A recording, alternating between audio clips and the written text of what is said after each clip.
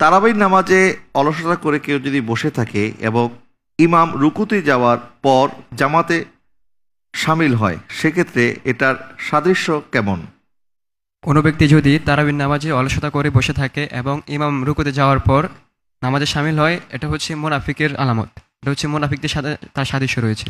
মুনাফিকদের সাথে সাদৃশ্য রাখে। দর্শক, আমরা কিন্তু মাহে রমাদানে এই দৃশ্যটা প্রায় মসজিদে আমরা দেখি, বিশেষ করে যারা বয়সে একটু তরুণ, ওনারা অলসতা করেন, পাশাপাশি অনেকে মনে করেন যে অনেকে তো এরকম করে, সুতরাং আমিও যদি করি অসুবিধা কি?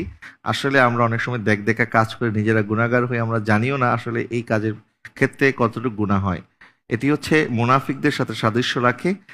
বরং নামাজের মধ্যে অলসতা করা যাবে না, নামাজ পড়তে হবে লিওয়াজহিল্লাহ, আল্লাহ সুবহানাহু ওয়া তাআলার উদ্দেশ্যেই। যদিও সেটি কষ্টসাধ্য, তারপরও অলসতা করে নামাজ আদায় করলে সেটি মুনাফিকদের সাথে সাদৃশ্য বহন করে।